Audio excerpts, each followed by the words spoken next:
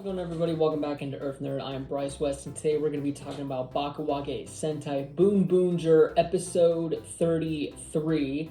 And, of course, this video is late. If you saw my community post or my Kamen Rider Gabu video, I've been sick, so we're doing this a little late, but better late than never, I figured. So let's just get straight into things, just like the episode did, because we just get straight into things. The Rangers are in their respective battles. They've got two different monsters fighting the main four, and then Sakito is in the mech fighting Mad Rex. We see the Tokyuger combination I for the first time, and because in the last episode, unless I'm just completely misremembering, they never combined, and so this is the first time we see them combine, but it was kind of just like a footnote. It was just like oh, we're doing this now. Like I felt like they would make a pretty big deal out of that, but yeah, I mean, of course, the Tokyuger mech was in last episode, but it didn't combine with Sakito's mech, so of course it's cool. I just thought it would be a bigger deal, but yeah, there's so many different things going on. Genba, once again, is not helping out at all. He's just kind of lurking from the shadows, and basically the villain's plan was to just separate the team and have everybody doing a bunch of different battles at once. Eventually, they're able to kind of calm things down, get away, and Genba meets up with Mad Rex, and they're talking about, like, oh, how horrible this race is and whatever. But Mad Rex is like, look, dude, like, I'm a goner. You know, I've got no hope left for me, but you do. You know, you can have a chance to have a good life. Don't be throwing it away. And odd advice coming from Mad Rex, of all people, but it was good advice. It was good advice that Genba needed, and Mad Rex kind of reminded him, like, hey, tell Boon Red to kill me. Like, I need this to be, I need to be ridden of, because Mad Rex, or this race, is just going to keep controlling him and using him as his puppet, and that's not how he wants to live anymore. And so Genba goes to deliver that message after the Rangers have sort of talked about him and how, like, will he come back? And Genba does come back to the base, but nobody else is there except for Shirabe, who's like, oh my gosh, you're here. And he's like, yeah, I've got a message for Taya. He needs to get rid of Mad Rex. And she's like, they're already out there. And so then we cut to a battle, once again, already commencing. and they're just straight into the action on this one. And they're not doing super great. Sakito decides to go off and fight the other just two monsters of the week, while the main four take care of Mad Rex.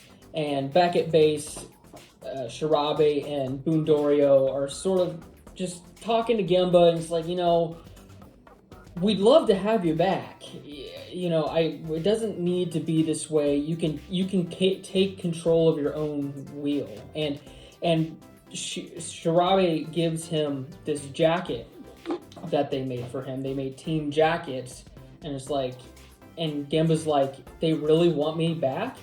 And then I'm just sitting here going, like, yeah, dude, they've been telling you, they've been begging for you to come back every single week since you left. like what are you so surprised for? But I mean, it was a good moment. You know, great performing by Genba's actor. And back at the battle, the Rangers, safe to say, they aren't doing so well.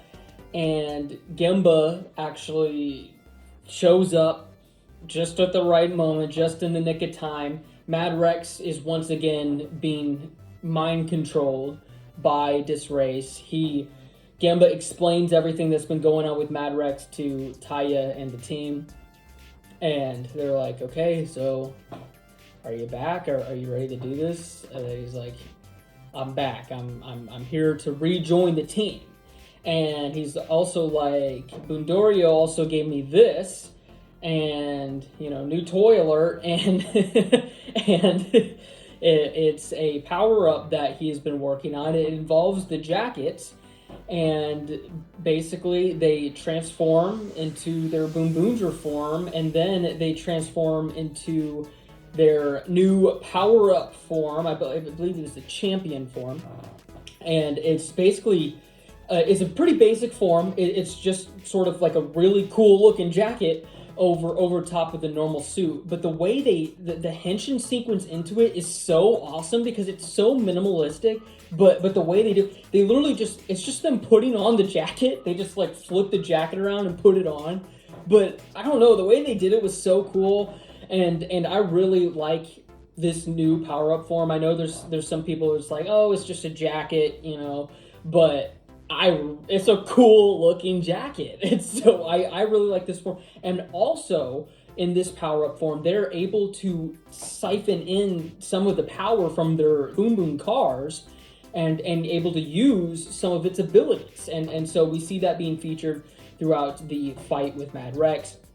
And eventually, after we're done showing how all the new powers work, Genba and Taya are able to free Mad Rex from his mind control, and he's basically like, I thought I told you to destroy me. And Taya's like, I'm gonna throw your own advice back at you, and she's like, just take the wheel, dude. And Mad Rex's head starts glowing, and he's like, oh, okay, so this race was just gonna plan to blow me up, and you all with it. This is just how he works. This was his plan all along.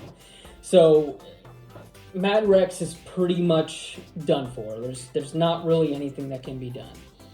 And so he gets on this Segway and goes into space and basically explodes, so he's out of danger from blowing anybody up. And that's pretty much where we leave things off. The Rangers just pretty much watch him fly away, and yeah, that is where we end things. So anything's a little bit of a somber note, even though he is a bad guy and he was trying to kill them just 20 episodes ago with no mind control. So, but I mean, Mad Rex definitely got dealt a bad hand, and I think there's even a line in the episode. It's like, I know they're the bad guys, but like, this is pretty rough. And so, yeah, this was definitely a very good episode. It was a very good Genba focused episode.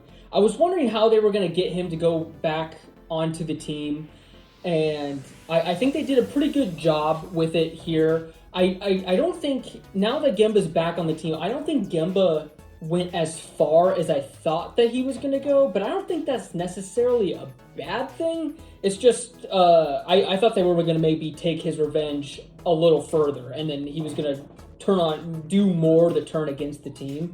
Don't get me wrong, he did plenty to turn against the team and get in their way and sort of cause trouble.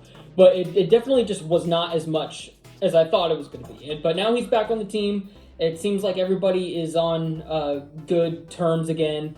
There's still some stuff going on with Violet, so I'll be interested to see what exactly is going on with him, because he's still up to some shady stuff too. But overall, I was definitely a fan of this episode, and I'm excited to see where this continues to go, because in next episode we are going to be getting a new mech formation, which is going to be a lot of fun. The upgraded, they got the upgraded suits, and now they're going to get the upgraded mechs, and so that's just how things go around here. So thank you all so much for watching. Please be sure to leave a comment below of your thoughts as well, and stay to the channel. Tomorrow we've got an interview with Dan Ewing, Ranger Operator Series Black from Power Rangers RPM. Peace out.